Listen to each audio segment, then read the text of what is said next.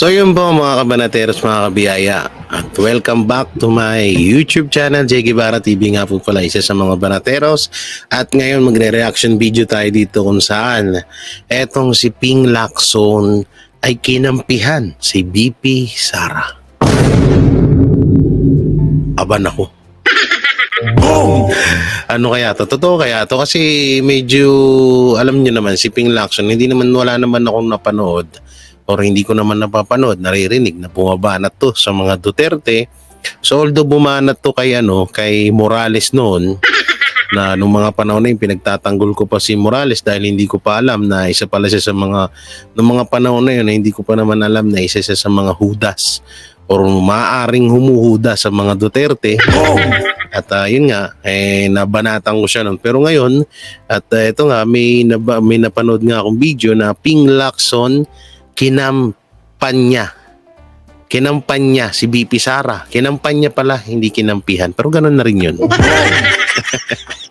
Next president ng Pilipinas. Naku po. Ano kaya to? Totoo kaya to? Siguro totoo naman to dahil hindi naman ilalabas to sa mga channel ng re-reactionan natin kung ito ay fake news. O, kasi matagal na rin tayo nagre-reaction dito at credit to kay Robin Sweet. So ito po yung video na ating re-reactionan ngayon. Lacson say Sara Duterte is his top choice among PH Young leaders. Naku po, wala lang tayong pang palakpak dito pero palakpakan natin na lang hindi pa pala ako nakakapag-download ng palakpak na sound effects dito. So yun bago pala natin ito simulan mga kabanateros, don't forget to like, share, comment, and subscribe sa ating YouTube channel. Paipindot na lang din po yung bell button para lagi tayong updated sa ating mga video araw-araw. Pasensya na kayo, hindi ako makapag-ano ng masyado ng aking boses at alam ko naman, naririnig nyo naman ako. Yun nga, kasi nga may mga tulog na ho rito at anong oras na ho itong live ko, 1:00 na. Naghapit lang ako dahil may lakad ang banateros tomorrow and after. English yun Okay, may galip shoutout nga po pala dyan na Mami Teresa Arong, Anharo TJ, yan kay Mami Morning Dew, Ate Lodi, kaila sino ba yan? Kaila syempre kay sa papa ko, Papa Charlene Pishanter TV, Mama Dayan, Oslik Guevara, and Claire Guevara TV. Okay, panoorin na natin to at naiinip na ako. Play. Napakunot noo at napikon na ang mga loyalista nang sabihin ni dating Senator Ping Lacson na si Vice President Sara ang kanyang top choice na maging susunod na Pangulo ng Pilipinas. At nang mapagtanto ng mga loyalista na tagilid na ang kanilang pangbatong si Romualdez, ay kanilang ipipilit na ipasok itong si Senator Raffy Tulfo. Pero hetong opinyon ni Ms. Sasuganda Sasot. The dilemma of Romualdez. Private surveys of political parties have shown that Raffy Tulfo and Sara voters in 2028 intersect. They are commissioned to see the pulse of the people. They are not usually publicized, but given to would-be campaign funders. These surveys shows that Raffy Tulfo is the main beneficiary if Sara will not run in 2028. Because as these private surveys have shown, a huge chunk of Sara voters have Tulfo as second choice if Sara won't run. Conversely, a significant chunk of Tulfo voters have Sara as second choice if he will not run. This is 2016 all over again. Binay was number 1 and Binay's voters largely intersect with Grace Poe's. Sara was like Binay and Tulfo was like Grace Poe until Digong entered scene, changing the landscape in 2016. Tulfo may be doing a Grace Poe now. Alam niyo, totoo yun Oo, totoo yun. Dito muna tayo mapunta sa sinabi ni Sasa. Noong panahon, kasi alam naman natin na maraming nag-underestimate kay Pangulong Rodrigo Duterte. Noong panahon na tumakbo siya bilang presidente ng 2016. At laging nangunguna sa mga ratings, sa mga top, laging si Binay at si Grace po. At hindi nga laging kulelat noon si Mayor Duterte. Mayor pa lang si Tatay Digong, Oo. So, napakaganda nitong sinabi ni ano na to. Sinabi ni Sas. At ito, about naman kay Tulpo, hindi pa kasi po pwede si Tulpo eh. Hindi, sorry sa mga Tulponatics, pero para sa akin, hindi ko pa, okay si Tulpo, okay siya kung sa okay, at may nagagawa naman sa bayan natin at may maraming natutulungan. So, pag-usapang presidente kasi iba na eh. No? Parang hindi ko pa nakikita sa katangian ni Senator Rapi Tulfo yun. Idol ko yan si Senator Rapi Tulfo at lagi kong pinapanood yan yung mga video niya at kailan lang nag-viral na naman yan dahil parang sinita niya ata ang TV5 na kung saan nandun ang kanyang segment na Rapi Tulfo in action. So, tingnan natin, pero para sa akin wala pa ako nakikitang hindi ko pa nakikitaan si Senator Rapi Tulfo bilang maging presidente ng Pilipinas. So tuloy natin. Being chummy with the admin, but he knows that if he wants to court the Sara voters, he must one day be critical of the BBM admin, like what Poe did on her road to announcing her candidacy as president.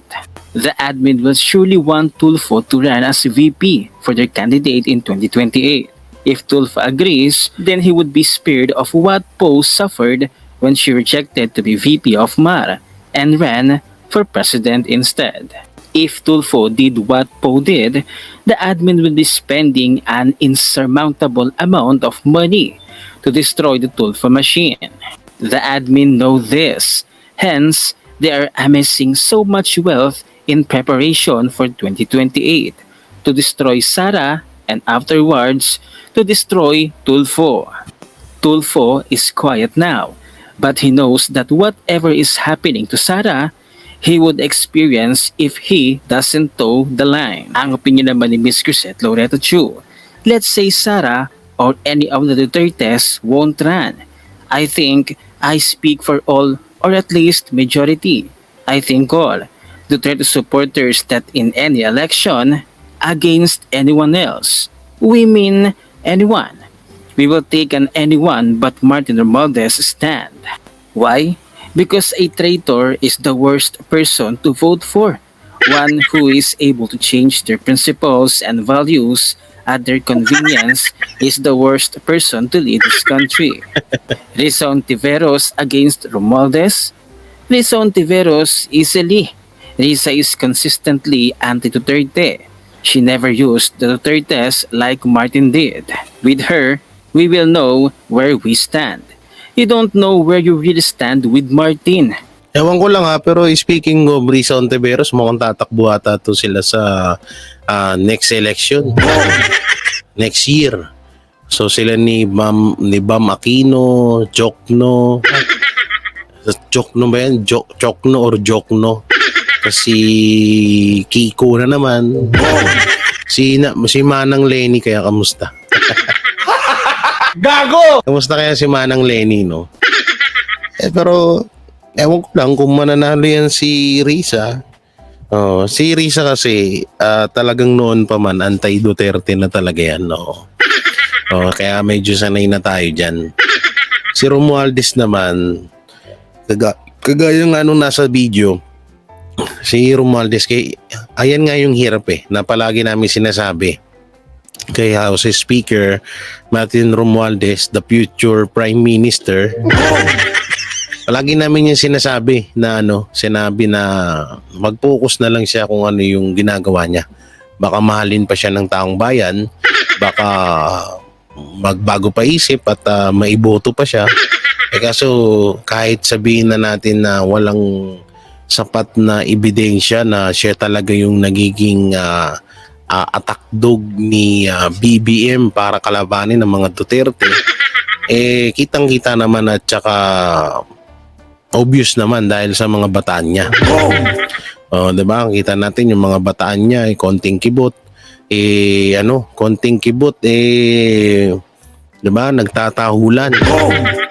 At ultimo mamaya, pag-uusapan din natin sa ibang video yung about kay Pulong, no? Yung kay Pulong na kay future Senator Pulong Duterte na ipinatupad na batas mapatungkol sa pagsampa ng batas na lahat ng magiging or uupo or lahat ng nasa gobyerno ay magpapa-drug test. O diba, biglang nagsulputan na naman yung mga young guns. Ika nga nila. So dito muna tayo, no. Ulitin ko yung kay ewan ko, mananalo si Risa Ontiveros. Pero nanalo sa senator yan, ewan ko lang sa pagiging presidente. Hindi ko alam alam ko last term na ni Risa Hindi ko alam kung ano itatakbo niya sa next year. Paki-correct na lang ako dyan sa comment section kung last term na ni Risa. Okay, play natin. Tulfo against Romualdez, Tulfo. Because the advantage of Tulfo over Romualdez. Pero speaking of Senator Rapi Tulfo, diba dati napabalitaan niya na napabalitaan niya na parang siya yung magiging siya yung magiging tag dito bata or siya yung pangbato, hindi pala bata, sorry. Baka matulpo tayo. Siya yung magiging pangbato ng administrasyong Marcos. Yeah, diba dati na nag-trending yan na parang siya yung, kasi kapag ang pambato ng administrasyon bilang presidente ay si Romualdez, naku po parang tagayon sa bato. Parang hindi mangyayari. Parang hindi pwedeng mangyari na yun ang pangbato nila pero hindi mangyayari yun na mananalo. J.K. Barra, grabe ka kay Romualdez. Gago! Hindi, pero yan nga, nababalitaan niyan dati na si Senator Rapi Tulfo ay pangbato yan ng administrasyong Marcos sa darating na 2028 election. So kung papipiliin ako, Senator Rapi Tulfo at kay BP Sara, doon na tayo sa subok, no? Doon na tayo sa kung saan ay talagang may nagawa na. Si BP Sara kasi at ang mga Duterte, no, may talagang may na sila, may nabuo na sila na talagang may na-build na sila na kabutihan na ginawa dito sa Pilipinas, especially sa tatay niya. At pangalawa naman kay BP Sara, nung panahon pa lang siya ng mayor sa Davao, ang ganda ng ginawa nila doon, at nung naging presidente siya, naging vice president siya ngayon, maganda rin alam niyo, wala naman talagang pangit sa ginagawa ni BP Sara.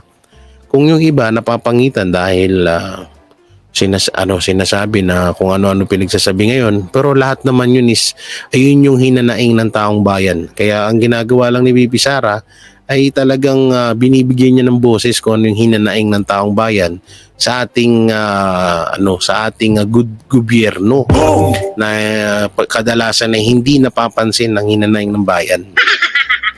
No? Mas napapansin pa nilang manira sa mga Duterte kaysa sa pagpamunuan ng Pilipinas. So yun, para sa akin, mas karapat dapat pa rin si BP Sara dahil may nagawa na yan sila at may napatunayan na. He is at least aware of the problems of the masa.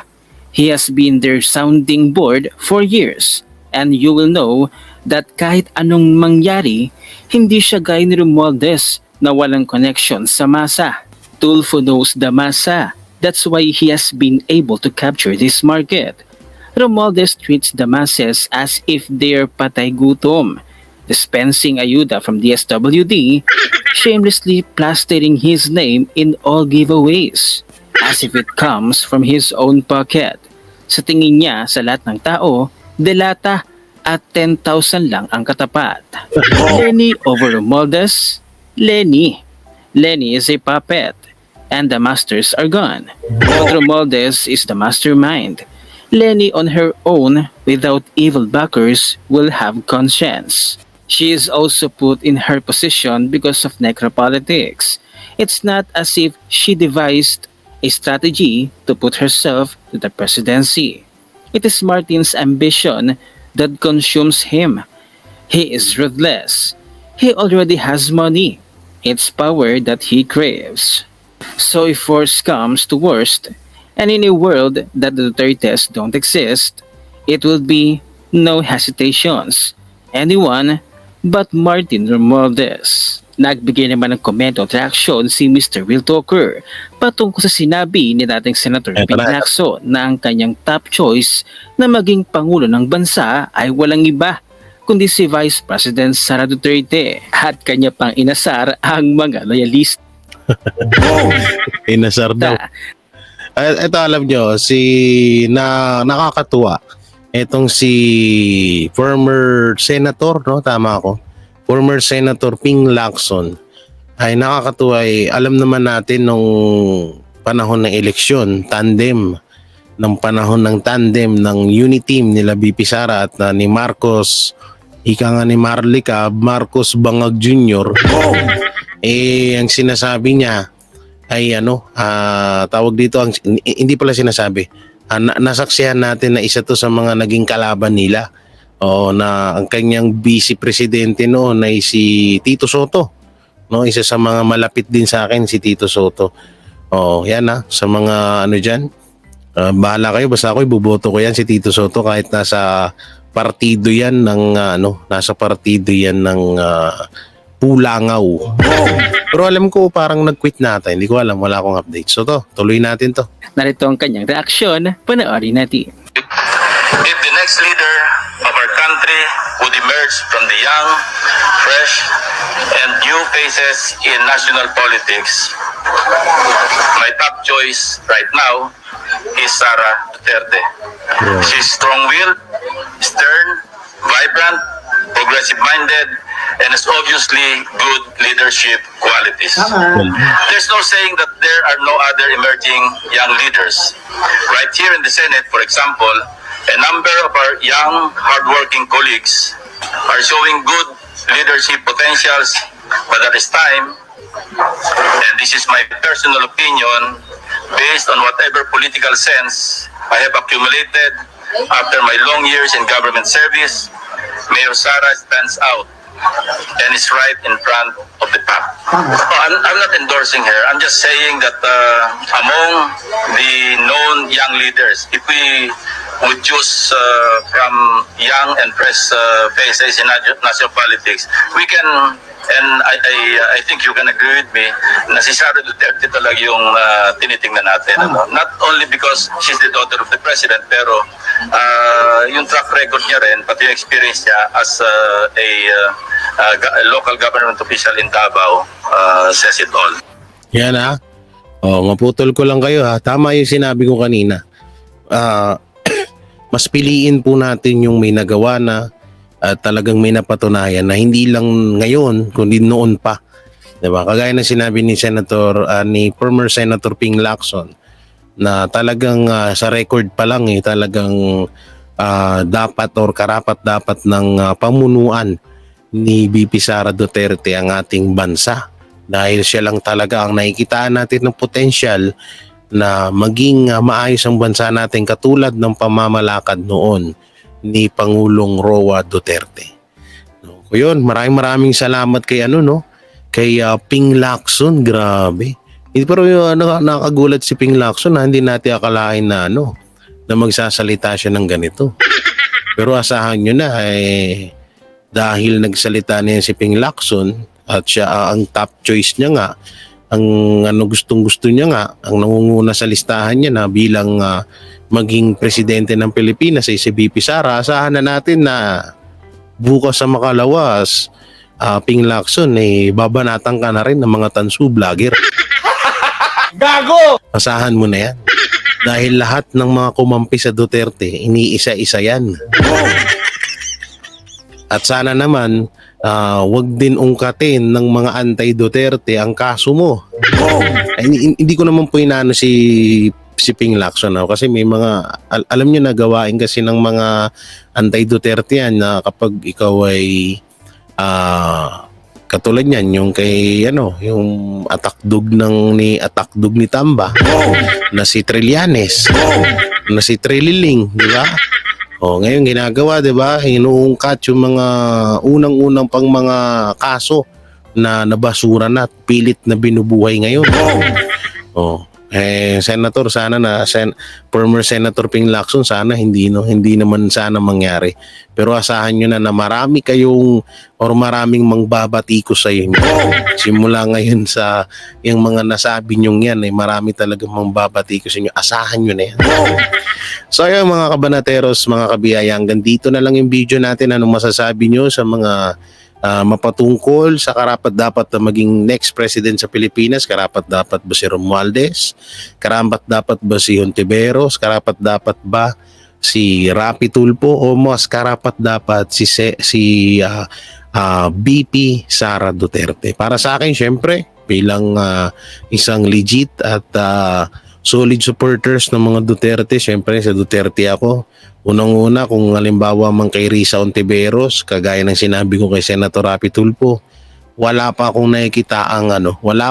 nakikitaang sapat na kakayahanan na para pamunuan nila yung bansa. Silang tatlo nila Romualdez, Risa at ni Senator Rapi Tulfo. Although si Senator Rapi Tulfo ay napaka-okay naman at ng performance niya sa Senado, pero may mga minsan, siguro normal naman na yun, na may mga sablay paminsan-minsan.